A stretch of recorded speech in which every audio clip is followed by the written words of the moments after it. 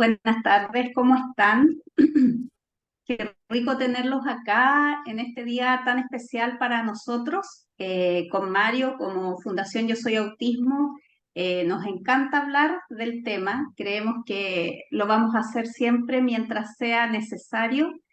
Necesitamos que toda la gente sepa de autismo porque en uno u otro ámbito de sus vidas, hoy estamos seguros que se van a cruzar con una persona que esté en el espectro autista, de cualquier edad, de cualquier género, en cualquier ámbito, en la escuela, en el barrio, en el trabajo, con los amigos.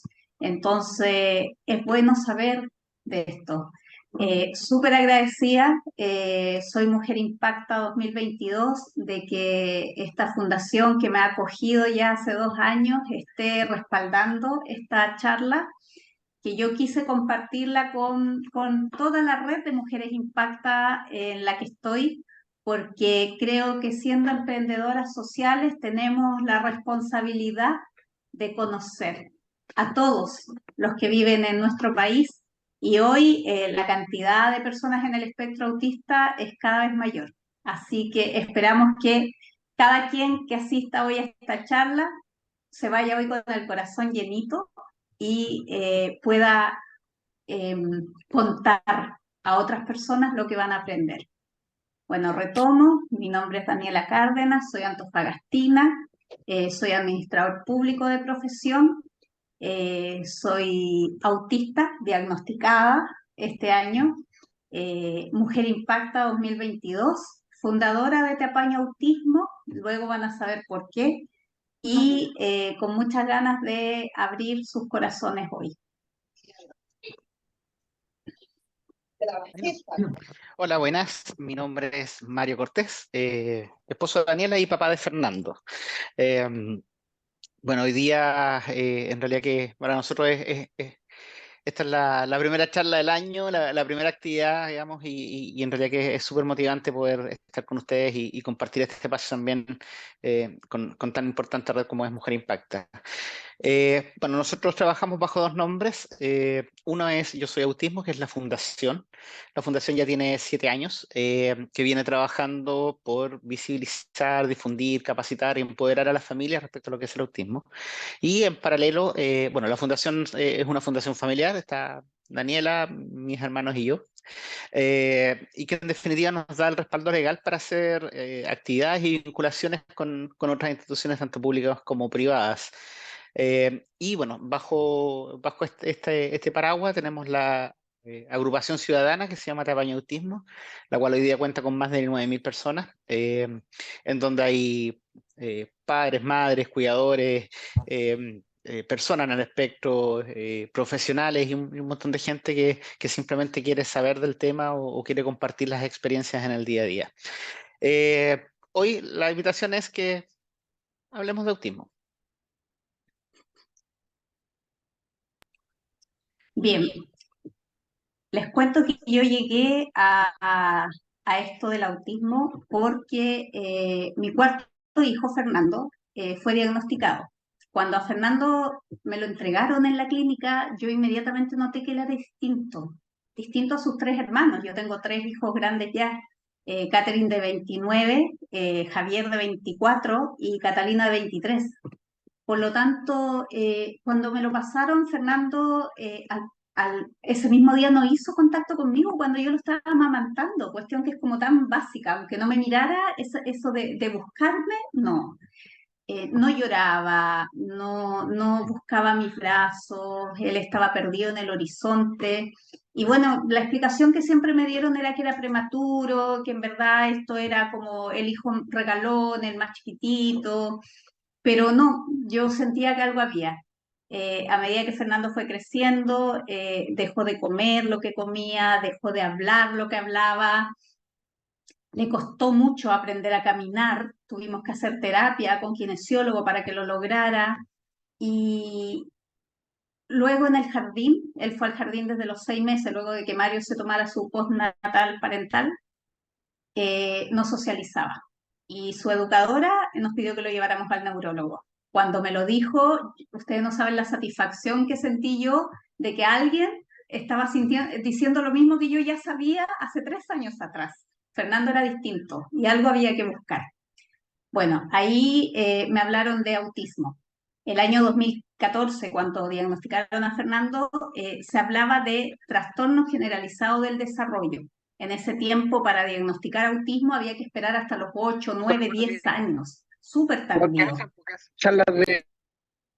Para, también se diagnosticaba el Asperger. El Asperger eran personas en el espectro autista, pero que eran muy inteligentes, personas que eran como genios, así como Einstein. Entonces los médicos te decían, wow, qué bueno que tienes un hijo Asperger, no hagas nada con él porque él se va a comer el mundo. Y se diagnosticaba con autismo.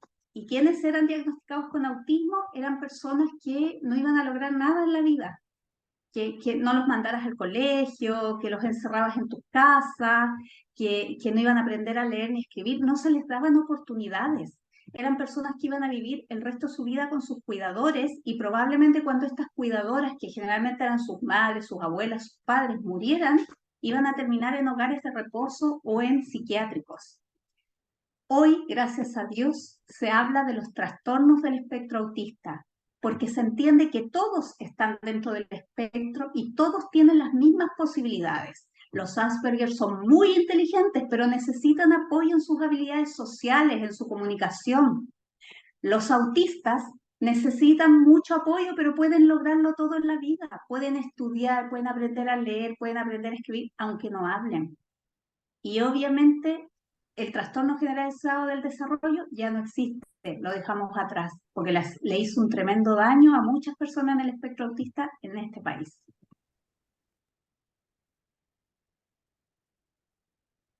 Las primeras señales de alerta uno las va descubriendo cuando el niño o la niña va creciendo. A todas nos entregan una libreta en el consultorio, en la clínica, donde te dan como un checklist. Balbuceó a los tantos meses, caminó a los tantos meses, se sentó a los tantos meses. Bueno, Fernando no cumplía ninguno de esos criterios, ninguno. Fernando se sentó recién a los 9 meses, caminó pasado los 2 años, no balbuceaba, no miraba a los ojos. Entonces, estas son algunas de las señales que a ti te pueden llevar a pensar que algo hay, como una señal de alerta, una bandera roja. Hay un desarrollo disarmónico. El niño, la niña es muy inteligente cognitivamente, es muy desarrollado, pero no socializa. O el niño es súper extrovertido, socializa, pero en verdad es súper inflexible y hace crisis. Hay un desarrollo que no va a la par. Hay retraso en los hitos del desarrollo. Lo que les contaba yo de Fernando, no se sentó cuando tenía que sentarse, no caminó y no habló cuando tenía que hablar. No hablan, no señalan para buscar algo. ¿Qué hacen? Toman a su mamá, a su papá o al adulto responsable de la mano y lo dirigen con su mano a buscar lo que quieren. Parece que no escucharan. A todos los papás nos mandan a hacer exámenes para descartar sordera la primera vez. No miran a los ojos, no responden a su nombre, caminan muchos de ellos en punta y no tienen juego simbólico. ¿Cuál es el juego simbólico? Ese que a ti te lleva a que el niño, si tiene un auto, haga o si tiene un perro, haga no, el niño que tiene autismo, lo que hace con sus juguetes es, si tiene un auto, jugar con las ruedas, apilar, alinear, clasificar por colores, pero no le da vida a sus objetos.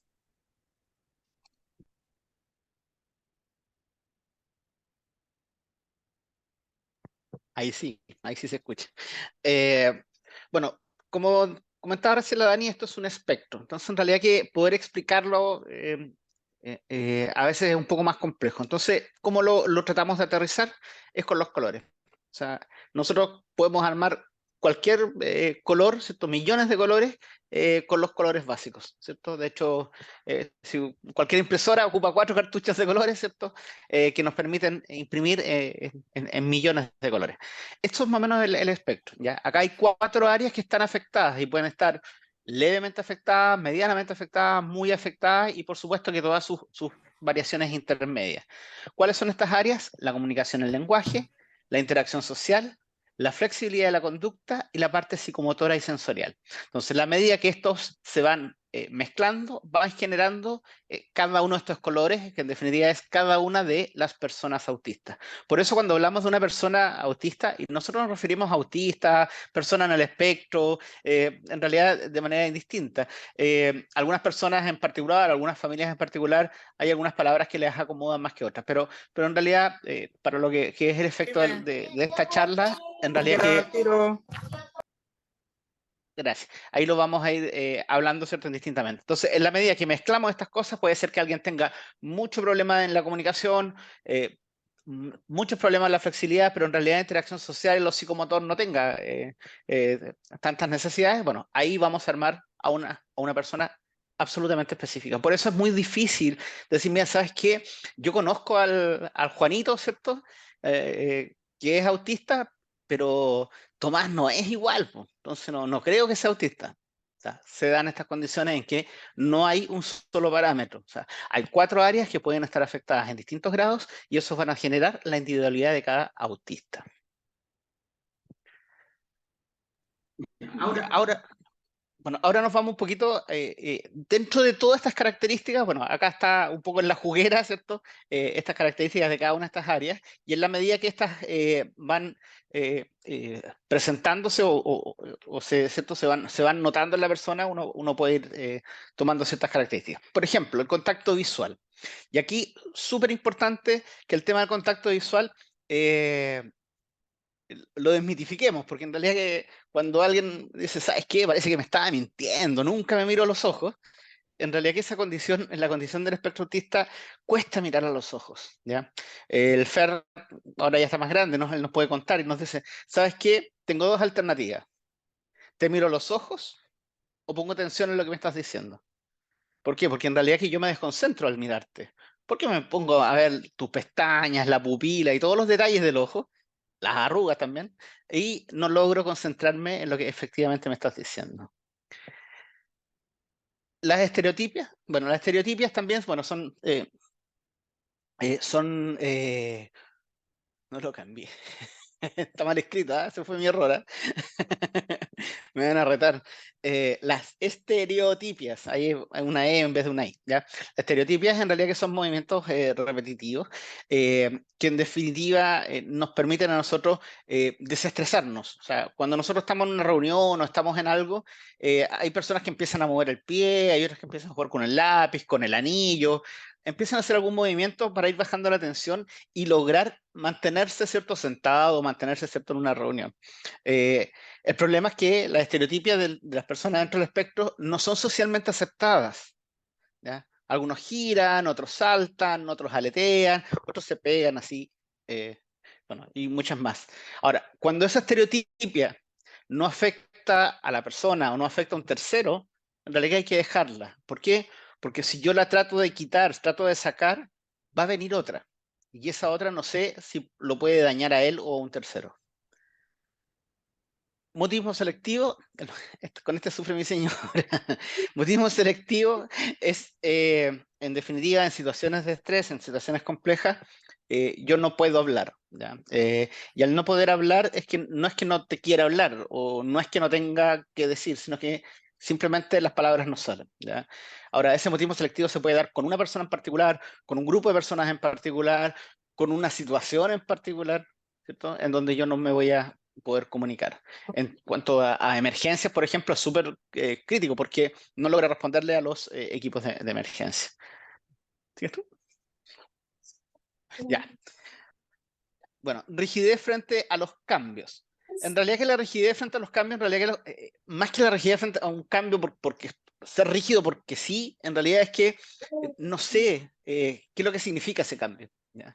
O sea, si yo me voy a cambiar de habitación, me voy a cambiar de casa, me voy a cambiar de colegio, me voy a cambiar de trabajo, yo no sé si en esa nueva situación se me va a aceptar, no sé si va a ser bueno, si va a ser malo, no sé si llega alguien, ¿cierto? Yo no sé si me va a tratar bien, mal, si realmente me va a acoger o me viene a hacer daño, y toda esa cantidad de incertidumbres que se dan, que de ahí un poquito lo vamos a explicar más abajo, toda esta incertidumbre, en realidad que me presenta mejor, me quedo con lo que yo conozco, con lo que yo sé, con el camino que yo sigo todos los días, con la rutina que sigo todos los días, porque si yo hago algún cambio, puede resultar cualquier cosa. Entonces, por eso hay una rigidez frente a los cambios.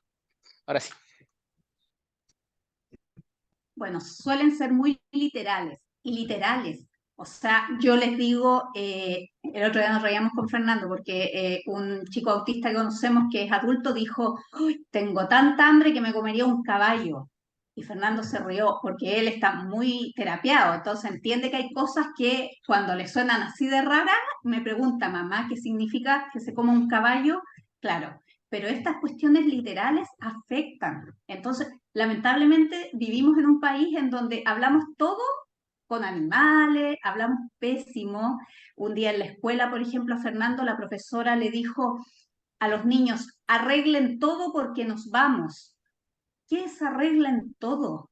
Cuando yo llegué, Fernando estaba con una crisis, no quería salir de la sala porque él no lograba hacer lo que la profesora le había dicho, que era arreglar, no sabía qué había que arreglar.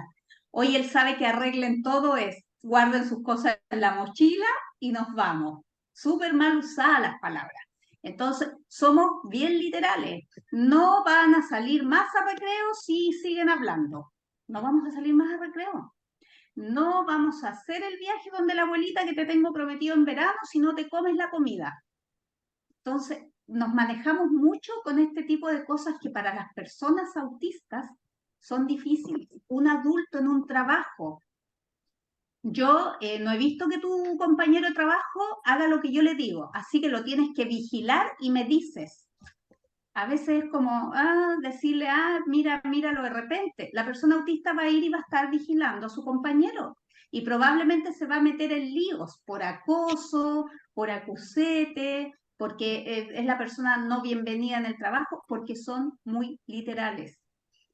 Intereses profundos. Suelen tener intereses profundos, suelen tener unos intereses que les ayudan a estar mejor o a regularse.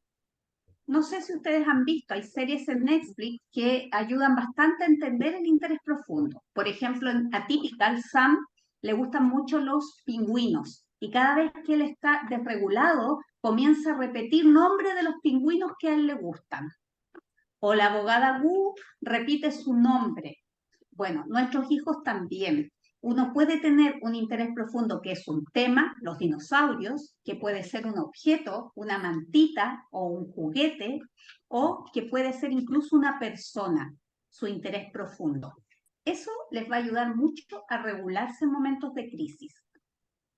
Dificultades en el equilibrio, muchos las tienen, son torpes en sus movimientos. Esto tiene que ver gran parte porque son hipotónicos, tienen una musculatura que no es la más apta.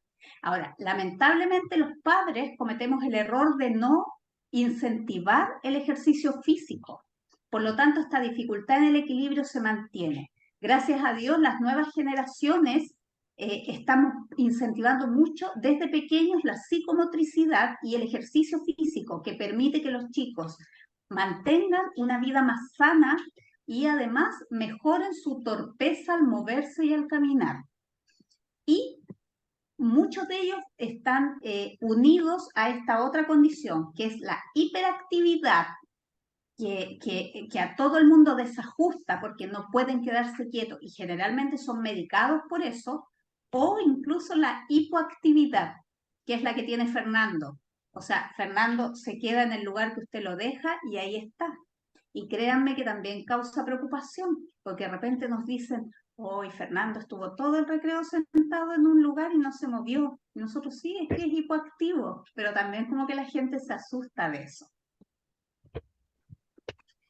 Las habilidades sociales. Las habilidades sociales cuestan mucho.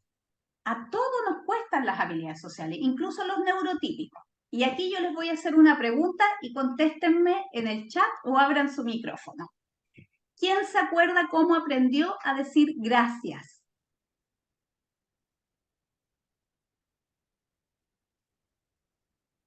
Por la mamá, que te obligaban a decir gracias todo el día. Dígale gracias, caballero, dígale gracias. Y uno come el mismo arroz con los hijos. Uno está todo el día, dígale gracias. Pero no es un error, es repetición.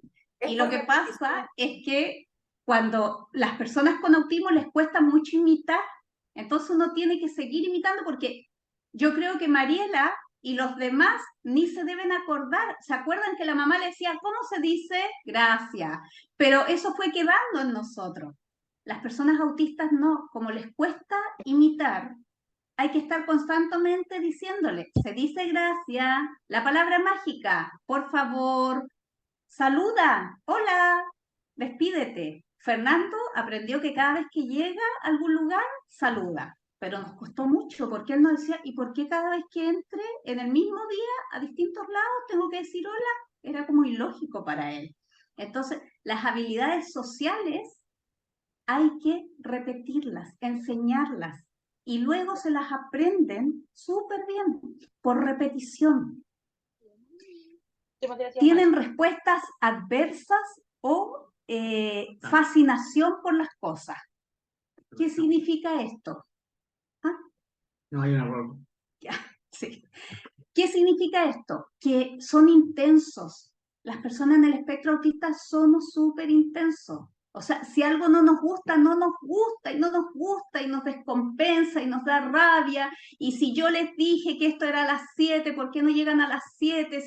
Si se pasan 5 minutos, yo tengo algo más que hacer y a lo mejor no voy a poder y me enojo y me enrabio. Y mientras no aprenda a regularme, y aunque sepa regularme, probablemente mi respuesta negativa frente a algo que no está funcionando como yo pensé que iba a funcionar va a ser extrema. Pero del mismo modo, cuando me alegro, wow, me alegro y abrazo y quiero abrazar y soy feliz y grito y todo el mundo me mira así como, pero ¿por qué está gritando? Porque estoy muy feliz, estoy muy contenta y soy súper intensa. Eso le pasa a los autistas porque les cuesta mucho regular sus emociones. Los neurotípicos estamos acostumbrados a fingir, a tapar todo, a ser mesurados, a que no meter mucha bulla, a no reírnos fuerte. Los autistas no, los autistas son espontáneos y esa espontaneidad hay que saberla manejar. Bueno, las funciones ejecutivas. Las funciones ejecutivas se alojan en el lóbulo frontal por acá, por acá adelante.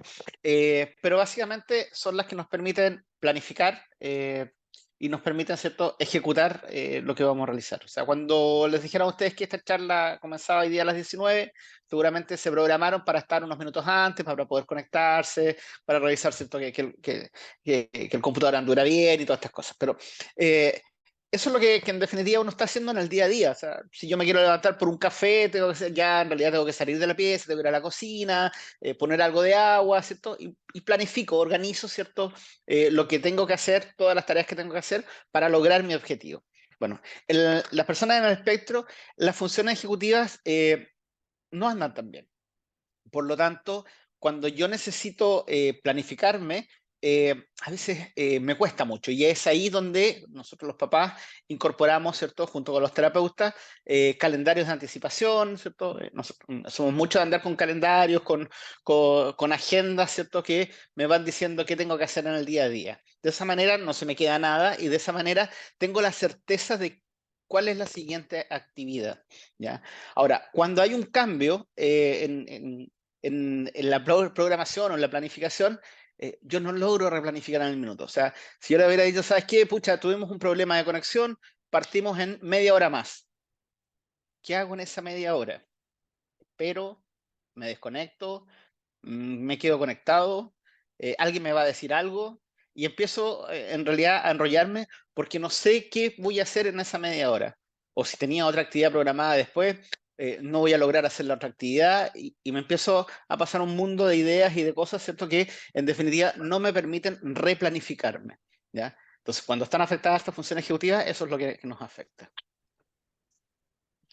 Entonces, ahora, lo otro que hay acá es que se presenta mucho, que es la tolerancia al dolor. Hay personas que no toleran nada de dolor, ¿cierto? Son muy sensibles y hay otros que son que toleran mucho el dolor. O sea, conocemos varios casos de personas que se han fracturado, fractura expuesta y no sienten dolor.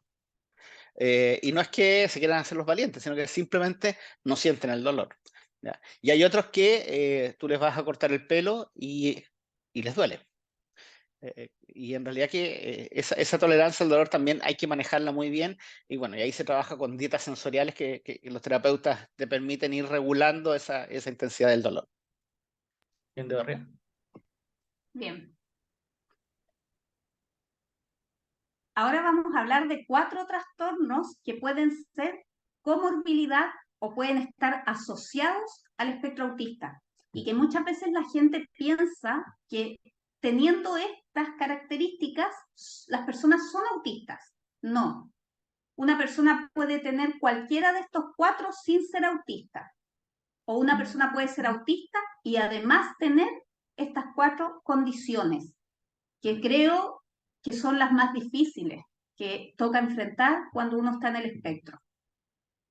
El trastorno del lenguaje, el no poder entender lo que te dicen o el no poder decir lo que quieres decir. Y esto es tan simple como que ustedes estuvieran en un país distinto, con un idioma distinto que no manejan y sin ninguna posibilidad, antes de que hubiera traductores en el celular, porque hoy es muy fácil, pero antes de eso, no poder comunicarse con el resto, no poder pedir comida, no poder saber dónde hay un baño, no saber cómo irse a donde están alojando. Esa es la sensación que sienten muchos de los autistas cuando no logran comunicarse de manera adecuada. Hoy, gracias a Dios, incluso los verbales y los preverbales se pueden comunicar a través de pictogramas. Hay programas, apps que les permiten. ¿Cuál es el problema? Es que el resto también tiene que aprender a usar pictogramas. Esa es la gran tarea que nos queda pendiente. Así como todos deberíamos saber hablar en lengua de señas, también deberíamos saber usar pictogramas, porque la responsabilidad de la comunicación no es solo del que tiene la dificultad, también es del resto, porque ellos ya consiguieron cómo comunicarse a través de pictogramas. Ahora el resto tiene que aprender. El trastorno lenguaje se puede superar, pero no necesariamente se logra. Uno a veces puede superar el expresivo, puede superar el receptivo o puede quedarse con ambos como una dificultad hasta que se muera. El trastorno sensorial. Fernando nos dice a nosotros que él siente que tiene los cables cruzados acá en la cabeza. Es como, mamá, yo veo el color amarillo y me duele. Eso le pasaba antes. Lo trabajamos y ya no lo siente. O los niños que sienten un olor y ese olor como que los golpea. O sienten un sabor y el sabor como que les pica. Están como cambiados los sentidos. Escuchan mucho más de lo que el resto escucha. Sienten mucho más. Ese trastorno sensorial también se trabaja, Mario se los dijo recién, a través de dietas sensoriales que permiten que se vaya regulando esta hiper o hiposensibilidad que pueden tener. Porque no es que a todos les molesten los ruidos, hay algunos que necesitan sentir música muy fuerte. No es que a todos les molesten que los toquen, hay algunos que necesitan andar abrazándose, por ejemplo. El trastorno del sueño, terrible. Nosotros lo hemos vivido desde que Fernando está pequeño. Cuando lo diagnosticaron nos dieron melatonina por 3 meses. Tiene 12 años y ya la melatonina nunca se empezó a generar por sí sola. Seguimos con la misma dificultad y él duerme muy mal, nosotros también. Hay papás que pasan días sin dormir porque los niños no duermen 24, 48 horas. El trastorno del sueño los lleva a tener terrores nocturnos, los lleva a tener crisis, descompensaciones muy fuertes, ideación suicida, ansiedad. Y el trastorno de ansiedad, un invitado de siempre. Bueno, esto tiene que ver con algo que les va a hablar Mario después, con los pensamientos intrusivos. La ansiedad tiene que ver con la rigidez frente a los cambios. Quiero que todo sea siempre igual, porque si no, algo me va a pasar. Tiene que ver con sus funciones ejecutivas, que no las maneja bien, por lo tanto, no gestiona el tiempo, no planifica, no organiza, no sabe ejecutar y además con los pensamientos intrusivos.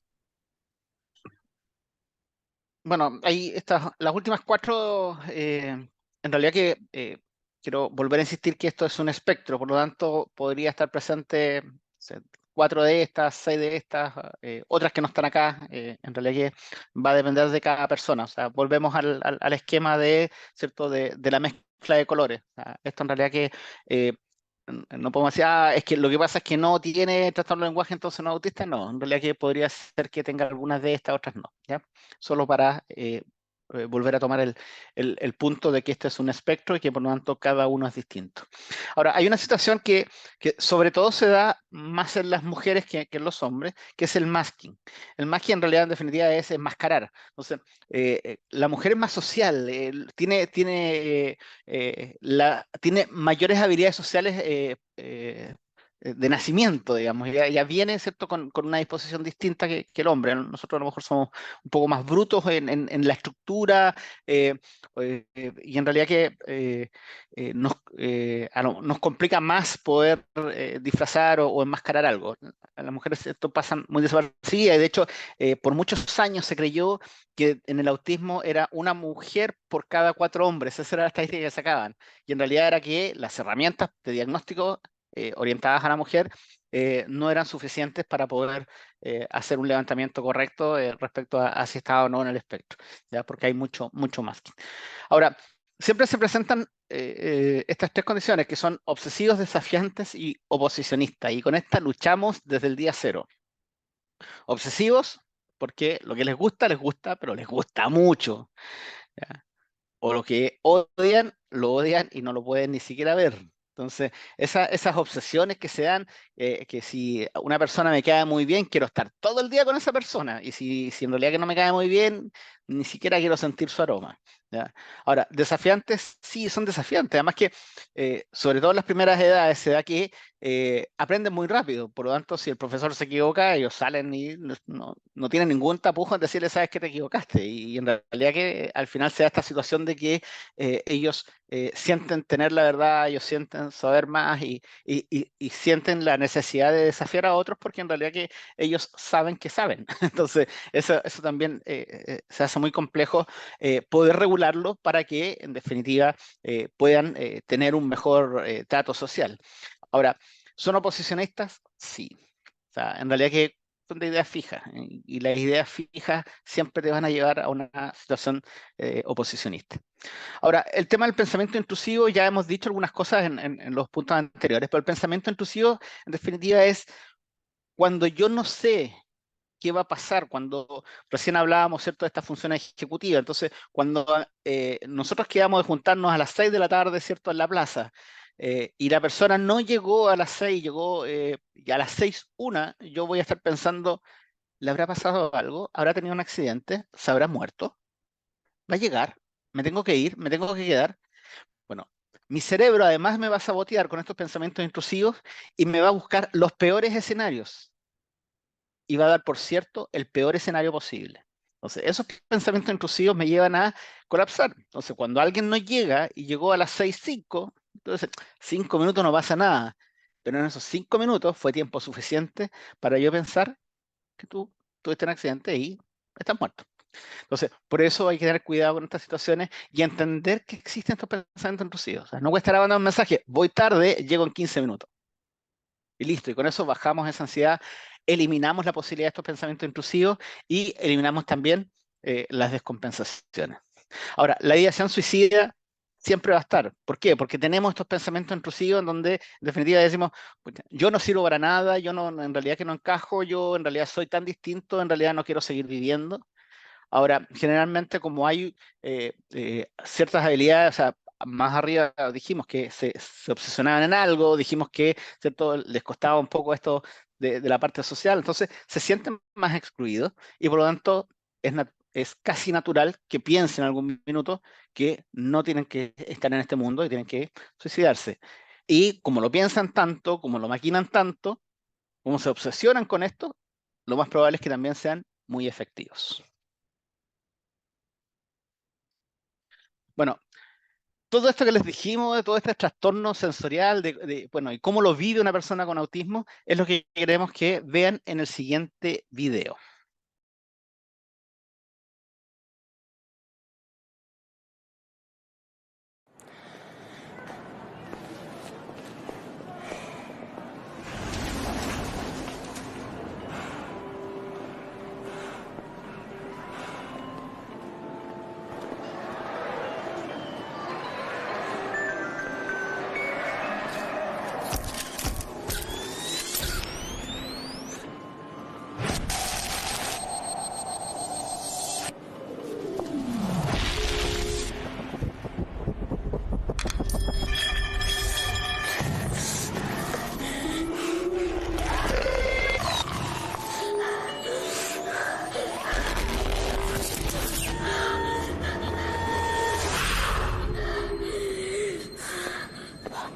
Two, three, four, five, 6, 7, 8, 9.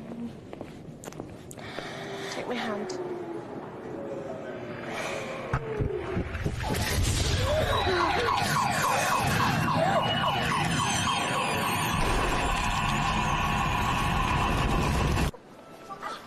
No, Alex. It's fine, isn't it? I'm not naughty. I'm autistic. And I just get too much information.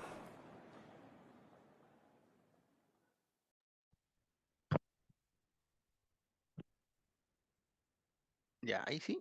Terminó. Como pegado, ¿no? Ahí. ¿Sale el video? Ahí sí. Bueno, si es que alguien tuvo problemas de conexión o si alguien quiere guardar el video porque lo quiere ver después con más calma, bueno, ahí está un código QR que lo pueden escanear y pueden visualizarlo después. ¿Ya? Básicamente este video lo que muestra es un poco cómo un chico, ¿cierto?, que entra a un centro comercial, creo que todos por lo menos una vez al año van al centro comercial, por último a comprar regalos de Navidad, y bueno, se van dando todas estas condiciones y todos estos estímulos, ¿ya? Estos cables cruzados que mencionaba también la Dani recién. Cuando entra a este centro comercial empiezan a haber muchos ruidos, monedas que caen, la señora que está limpiando el piso, ¿cierto? Y cae esta agua. Hay unos zapatos desabrochados, ¿cierto? A los chicos les enseñamos que los zapatos tienen que estar abrochados. Por lo tanto, es una regla que hay que cumplir. Y si la regla dice que los zapatos van abrochados, es incómodo, o es, ¿cierto?, que esos zapatos no estén abrochados, porque esos zapatos deben estar abrochados. ¿Ya? Nos pasaba con Fernando, que le enseñaron que si alguien cruzaba con rojo se podía morir. Entonces cada vez que llegaba a una esquina y alguien cruzaba con rojo, él le empezaba a gritar, te vas a morir. Entonces nosotros teníamos que rodear la esquina para que estuviera en verde y llegara en verde para que no se desesperara. ¿Ya? Ahora, empiezan a haber un montón de condiciones, hay una polera con una cara, ¿cierto?, media extraña, los globos que rozan, ¿cierto? Yo creo que no sé si alguien ha escuchado cómo rozan los globos. En realidad que cuando decimos que tienen los sentidos muy agudizados, es esto, o sea, ingresan toda la información, incluso información que generalmente nosotros somos capaces de filtrar. Hasta que llega un minuto en que está a punto de descompensarse, él lo identifica y empieza a contar hasta 10, una estereotipia aprendida. ¿A cuántos no nos han dicho? Cuenta hasta 10 antes de estallar. Bueno, esto es, 1, 2, 3, empieza a contar hasta 10 para ir bajando la tensión. Él logra bajar, pero bueno, para efectos del video se muestran estas pantallas con más luces, que en definitiva son más estímulos, y al recibir más estímulos, termina descompensándose. Ahora, hay miradas, hay un montón de situaciones que en realidad que se empiezan a hacer más estímulos, o sea, cuando ya está descompensado, ¿cierto? Es ahí cuando nosotros terminamos en el suelo, generalmente, generalmente se genera el círculo de la curiosidad, y empezamos a salir en vivo por todas las redes sociales. Entonces, en ese minuto en realidad la descompensación eh, no es una pataleta, no es una rabieta, no es algo que quería un chupete y no se lo compré y se puso a... No, es algo sensorial. ¿Cómo lo pueden entender? Yo creo que todos han ido a alguna fiesta con zapatos nuevos, ¿cierto? Después de la mitad de la fiesta que ya vamos bailando, los zapatos empiezan a incomodar. En la medida que van pasando el tiempo, ya los zapatos, lo único que queremos sacarlo, pero a veces no podemos, ¿cierto? Y en definitiva, antes de llegar a la casa muchas veces terminan sacando los zapatos y llegando bien pelado porque esa sensación es insoportable. Bueno, esa misma sensación en los zapatos, ustedes multiplíquenla en todos los sentidos. Eso es lo que siente una persona autista cuando se descompensa. ¿Ya? Cuando entra, ¿cierto?, a una habitación, ¿cierto?, hay puros tubos fluorescentes en que a nadie le afectan, pero la persona autista logra escuchar el ruido del tubo, logra ver la vibración del tubo, ¿cierto?, y genera un agotamiento adicional. Entonces, esa es lo que siente un autista, ¿ya? Y eso es una descompensación. ¿Qué podemos hacer nosotros en esas situaciones? Tratar de buscar, ¿cierto?, si es que en el sector hay algún lugar con menos estímulos para poder apoyar, ¿cierto?, a la familia que están en la crisis, asegurar que no le roben sus pertenencias, porque en realidad que uno se olvida de todo porque está cuidando a su hijo, entonces tratar de que salvaguardar sus cosas y tratar de eliminar el círculo de la curiosidad que créanme que ese murmullo, ese con un par de palmazos yo lo arreglo, que nosotros lo hemos escuchado en primera persona, ¿cierto? O con esas caras de desagrado, en realidad que lo único que generan es aumentar la presión y la tensión de ese minuto. Bien, un tema muy importante es el afrontamiento. Cuando yo fui al evento de Mujer Impacta, fui la última en hablar y me acuerdo que antes había hablado Blanca, que había perdido a su hijo. Y a mí me dio tanta pena decirle que me perdonara por yo compararme a ella. Pero yo también sentía que había perdido a mi hijo cuando lo diagnosticaron con autismo, porque ese niño que uno ve crecer en su panza y que luego nace, no era el niño que me estaban dando ahora, porque los doctores te dicen que no va a hablar, que a lo mejor no va a ir a la escuela, que tú empiezas a pensar, Mario siempre dice, a tener muchos seguros de vida porque no sabes cómo se va a mantener después si yo me muero. Entonces, es súper difícil afrontarlo. Además, el año 2014 era poca la información que había todavía. Hoy es mucho. Nosotros nos sentimos tan solos que yo quise crear Tapaño, que en ese tiempo se llamaba Todo por Nuestros Hijos. Luego se pasó a llamar Antofagasta Habla de Autismo y derivó en Tapaño, para que nunca nadie sintiera la soledad que yo sentí siendo mamá de un niño autista recién diagnosticado. ¿Cómo decirle adiós a esas expectativas de ese niño que yo no sé ahora qué va a ser de él?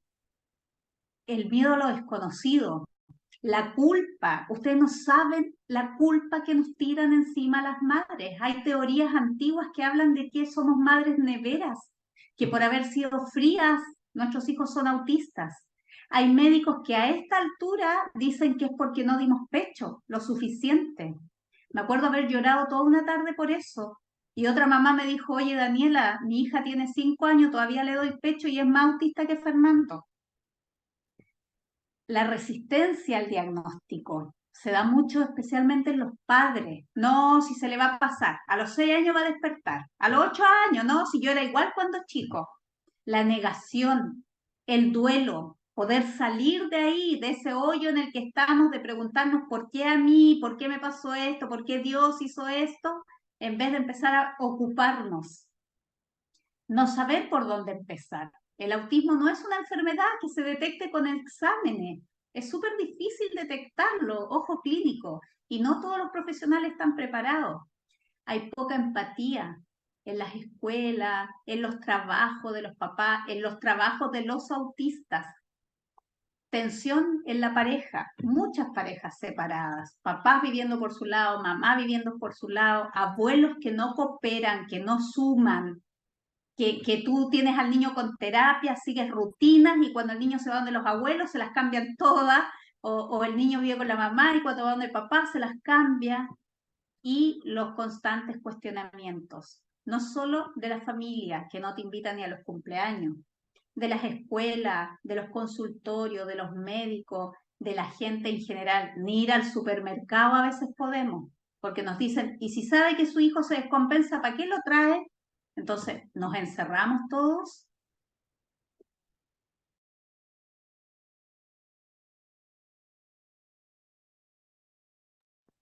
Ahí está. Bueno, aquí súper importante, después de todas estas características, es que siempre podamos conocer a la persona con autismo. En realidad que aquí, si vamos a relacionarnos, ya sea en el hogar, ¿cierto? En el trabajo, en una situación más docente, siempre entender primero qué le gusta, qué no le gusta, qué le molesta y qué le agrada. Lo que le gusta, ¿cierto? Por supuesto que de ahí me va a permitir generar una conversación. Por ejemplo, si yo sé que le gusta hablar de Fórmula 1, bueno, le preguntaré quién ganó el último torneo. Y seguramente él me va a explicar, me va a contar y me va a dar muchos antecedentes. Y desde ahí yo puedo construir una comunicación, desde ahí puedo construir una conversación. Ahora, ¿qué le agrada también? Pues me sirve para que en algún minuto, ¿cierto? Si lo veo mal, poder, ¿cierto? Ofrecerle o buscar algo, ¿cierto? Que realmente le agrade y lo pueda sacar del momento previo a la descompensación. Ahora, ¿qué le molesta? Por supuesto, erradicarlo totalmente, ¿cierto? Lo que no va con él, ¿cierto? Si yo sé que no sé, le molesta ir a un lugar en particular, no lo vamos a invitar para allá, ¿cierto? O vamos a elegir otra opción, ¿cierto? Pero hacer algo para que no llegue hasta ese punto. Ahora, por supuesto que con los terapeutas tendrá que trabajarlo y tendrá que, ¿cierto? Buscar las instancias para que eso que le molesta ya después deje de molestar. Y lo que no le gusta es erradicarlo, pero absolutamente, porque sabemos que eso sí o sí va a generar o va a detonar una descompensación. Ahora, a Fernando cuando estaba chiquitito, nosotros somos súper referentes con el FED, porque en realidad que ha sido nuestro mayor maestro en esta vida. Eh, no le gustaba que los recreos lo tocaran, y cuando estaba chiquitito, los jardines, generalmente lo que más hacen los niños es tocarse. Eh, por lo tanto, él en algún minuto se arrancaba y se escondía. Bueno, un día se les perdió a las tías y él estaba escondido. Y es la foto que está ahí, no sé si alguien llega a verlo, ahí nos comentan. Eh, pero en definitiva, ese fue el lugar que él encontró para esconderse, ¿cierto? Ahí no sé si se ve, ahí está, ahí está, por si no lo vieron, ahí está metido, ¿cierto? Bueno, después la tía le habilitó el lugar de más abajo, ¿no? Porque ahí nunca nadie supo cómo se, se metió ahí. Así que, pero en definitiva, eso es lo que le genera, ¿cierto? Le generó la posibilidad de desconectarse de esos abrazos que en realidad que él hasta el día de hoy todavía no soporta mucho. Así que todavía hay que pedirle permiso para poder abrazarlo. Y estar preparado que te diga que no. ¿Mm? Sí.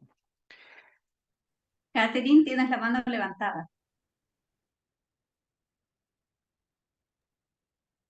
¿Cómo se metió Fernando allí? En la foto. ¿Dónde? En la Nunca foto, nadie ¿cómo supo. se metió?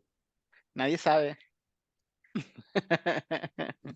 Nunca supimos cómo entró ahí, pero eso nos sirvió mucho porque hasta quinto básico se metía abajo de la mesa cuando empezaba a descompensarse. Y hoy sale de la sala, entonces él como que adquirió esa habilidad maravillosa de saber cuándo se va a descompensar y decide hacer algo, que era como meterse en el mueble o meterse abajo de la mesa o salir de la sala. Bien, aquí vienen los tips para muchos de ustedes. Para la Magda, por ejemplo, que va a trabajar con niños en su profesión de dentista, o para la Debbie, que puede trabajar con personas en el espectro a través de su organización con adultos. No los obliguen a hablar, nunca los obliguen. De repente somos como súper insistentes, no, pero dime, pero cuéntame, pero ¿qué te pasa? Pero ya, si yo soy de confianza, dime, no los obliguen, porque muchas veces se enredan al hablar. Cuando ellos quieran hablar, van a hablar. No los obliguen a mirar a los ojos. No es necesario, están escuchando. Todo lo que ustedes le están diciendo, ellos lo están escuchando, aunque no miren. Fernando cuando habla mira hacia el techo o hacia el suelo. Nosotros no acostumbramos a eso. No los obliguen a abrazar ni a recibir abrazos o besos. Cuando ellos quieran hacerlo, lo van a hacer. No los obliguen a jugar con otros niños. No los obliguen a jugar con otros niños. No los obliguen a compartir con otras personas. Es terrible. Vamos a hacer una actividad, pero tienen que ir todos. es que yo no quiero ir porque no me gusta ir a ese lugar, a esa hora no me gusta ir. No, es que tienes que ir porque lo tenés que superar. Me acuerdo lo que nos decía Leli y Emanuel el otro día, esa toxicidad que nos aparece de repente, sí, ah, pero si tú eres valiente, tú podís, vamos, tú podís. No, no los obliguen, porque es demasiado el masking que uno tiene que hacer y aprender a comunicarnos con ellos en sus tiempos, en sus espacios, con imágenes, con pictogramas, tener calendarios de anticipación. Hay formas maravillosas de lograr comunicación.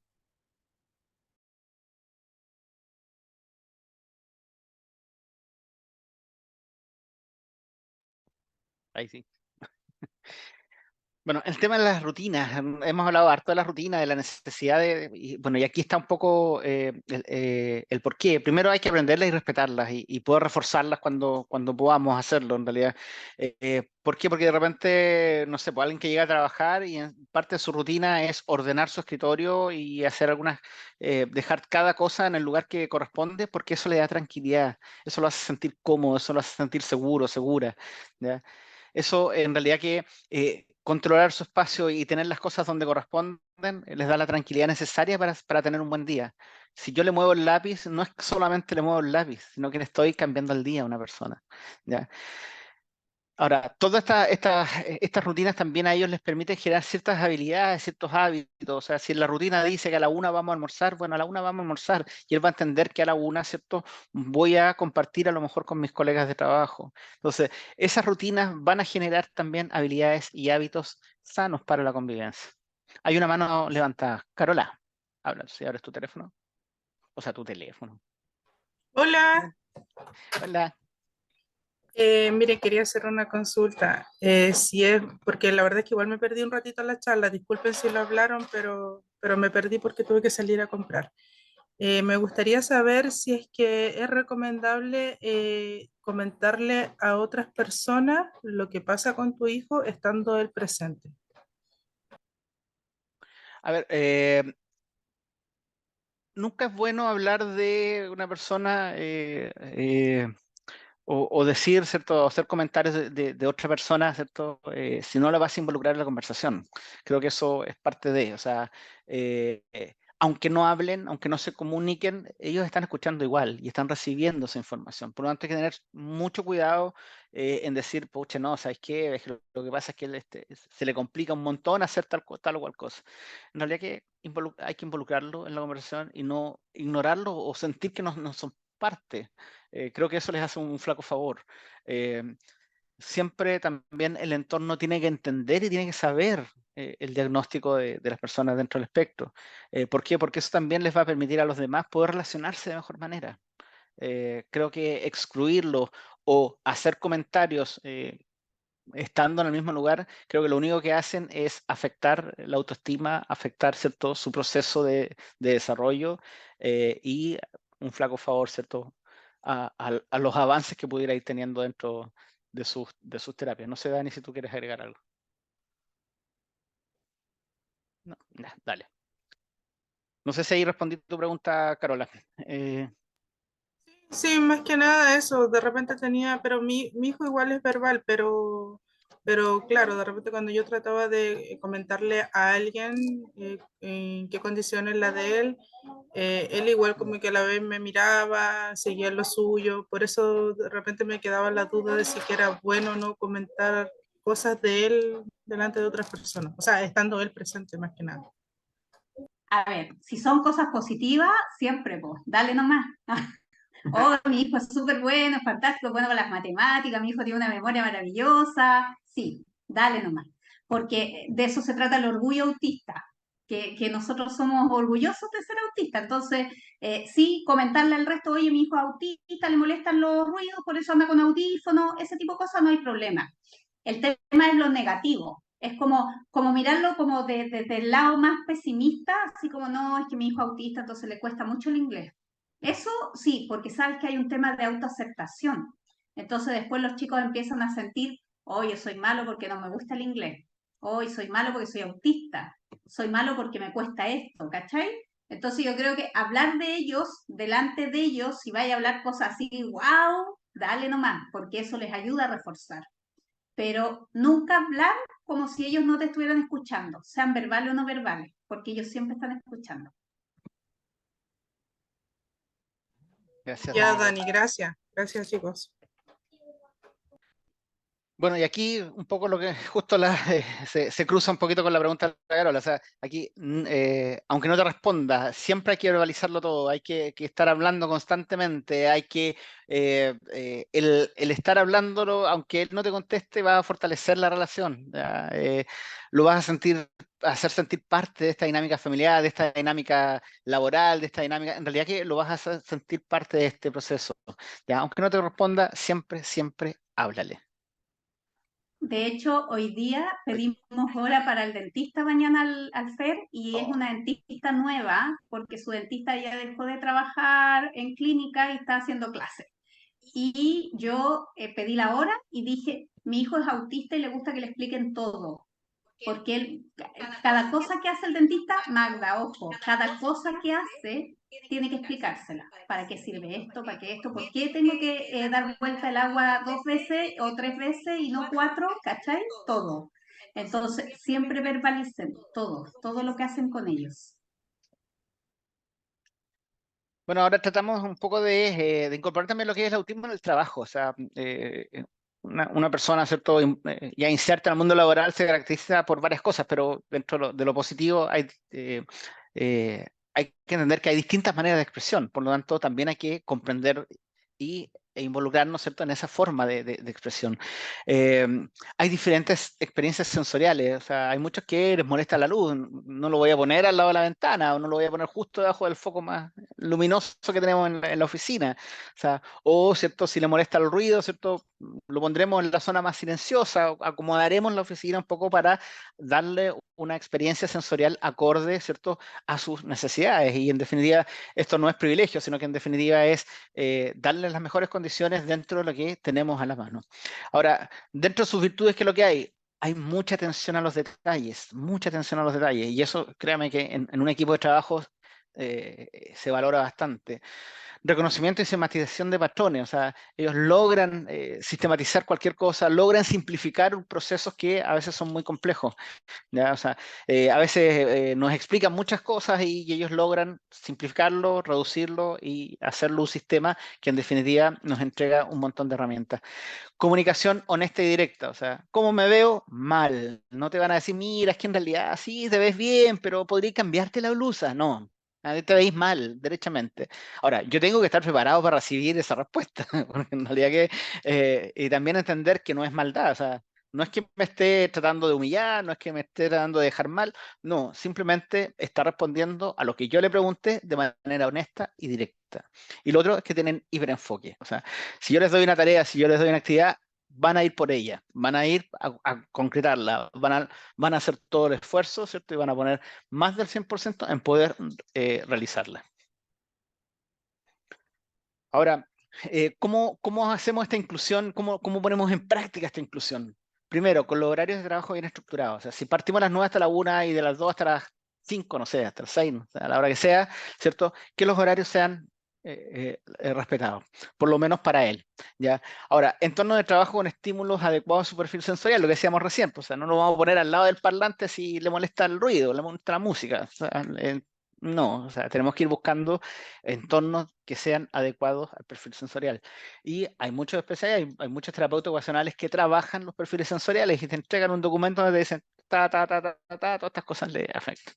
Empatía, que otros no se incomoden si habla mucho, si habla alto, si habla bajo, con su forma de expresarse, si se mueve mucho, si para hablar, ¿cierto?, empieza a caminar. O sea, también entender que es distinto, es diferente, todos somos diferentes y bueno, hay que también ser empático con esto.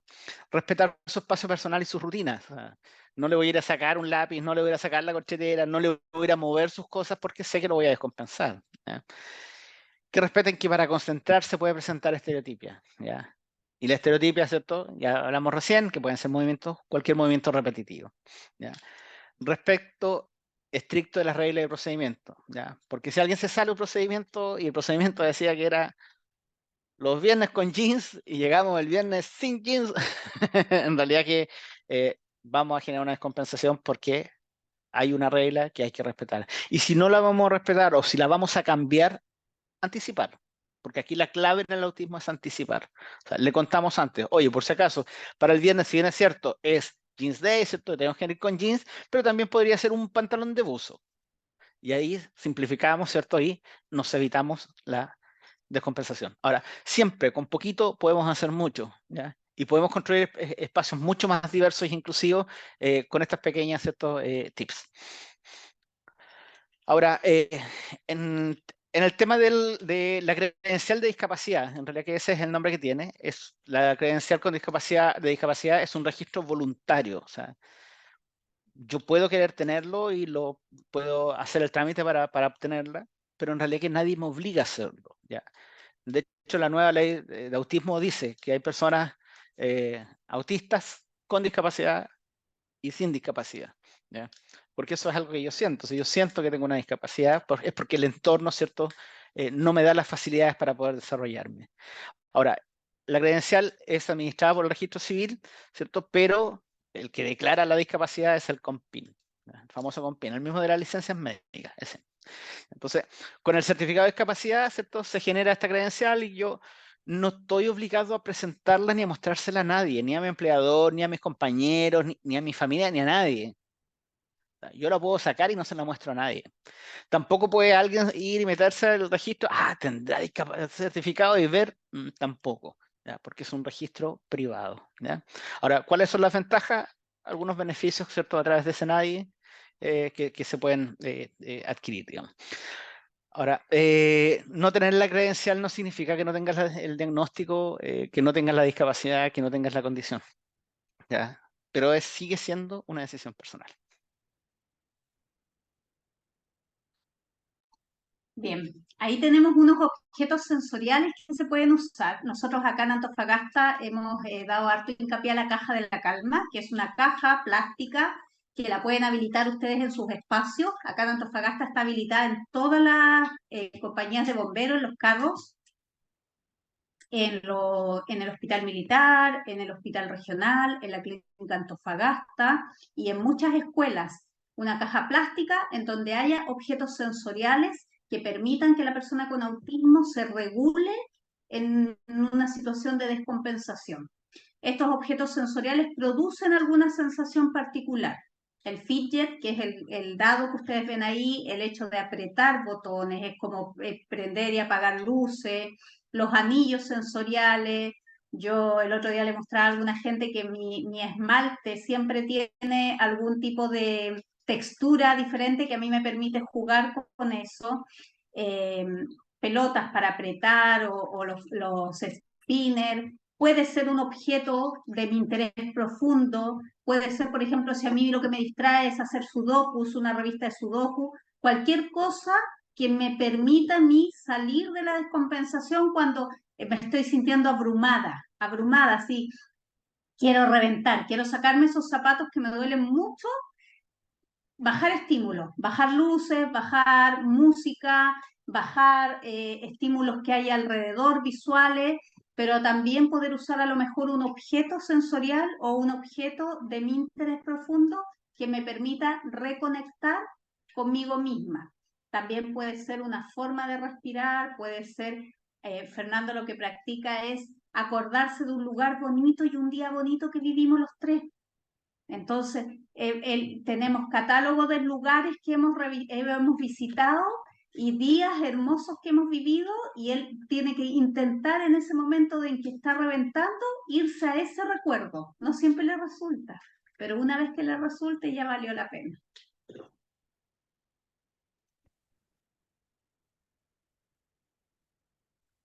Bueno, eso es por nuestro lado, ¿cierto? Lo que queríamos compartir. Ahora les vamos a pedir un minutito para que ahí puedan pinchar el QR, ¿cierto? Y puedan, también les vamos a compartir ahí el enlace un ratito más por el chat. Nos puedan ayudar con una pequeña encuesta, ¿cierto? De lo que fue esta actividad. Y por supuesto que vamos a abrir ahora los micrófonos para responder cualquier duda, cualquier consulta que puedan tener.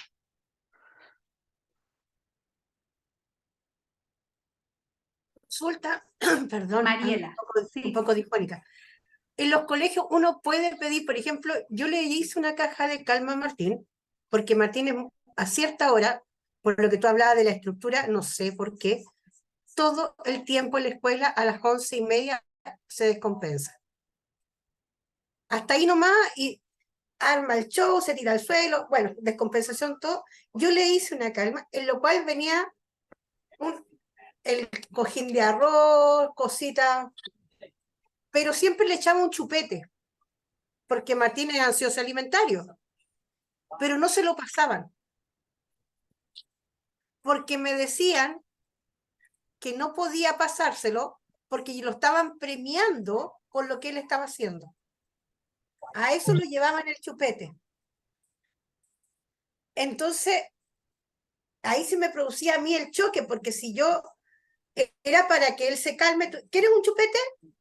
Cálmate. Si tú te calmas, yo te doy el chupete y vamos a estar bien. Y empezaba ahí, pero no. Entonces, tuve que buscar muchas cosas. Uno puede decir en los colegios o en los cursos de la profesora, hey, con esto él se calma y tienen que dárselo, por algo ellos son colegios, no sé, tan... Porque ¿cómo lo haces? Si tú te dices, hágale algo, yo le hago algo y no se lo pasan porque dicen que no, porque lo estimula más el chupete o porque no le estamos favoreciendo la descompensación. Yo le decía, no, no se lo den para que se quede callado. Explícale que se lo van a dar cuando él se calme. Cálmate y yo te doy el chupete. ¿Cómo se hace eso?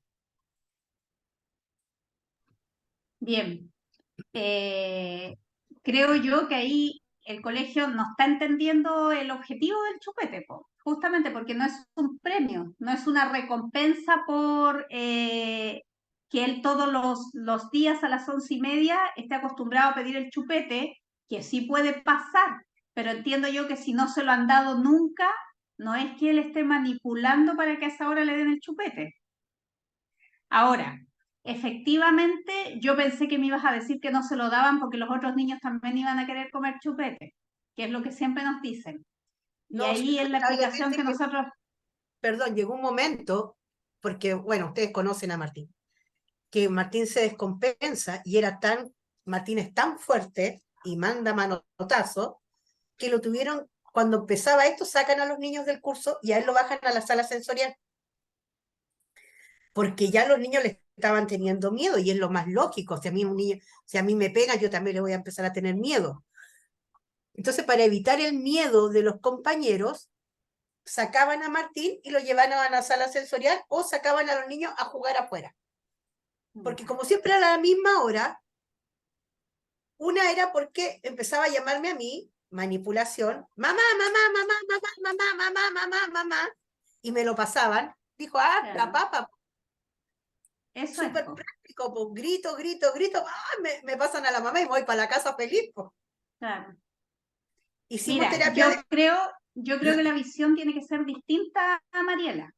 Yo creo que aquí ni siquiera el chupete es como, Martín, cálmate y te paso el chupete. Es como, hoy el Martín pasó hoy día a las 11:20 y no se descompensó, se ganó un premio. Oh, mira el Martín, ahora son 11:45, ¿cachai? Porque al final si no somos reactivos. Y justo te iba a preguntar, si él está acostumbrado a que a las 11:30 a ti te llamaban cada vez que él se descompensaba, el reloj biológico que él tiene le indica que es la hora de empezar a hacer show para llamar a mi mamá, ¿cachai? Entonces, creo que ahí el trabajo del colegio tiene que ser de joyería. Y en el fondo, la caja sensorial tiene que ver con algo que lo ayude con su estimulación a no descompensarse.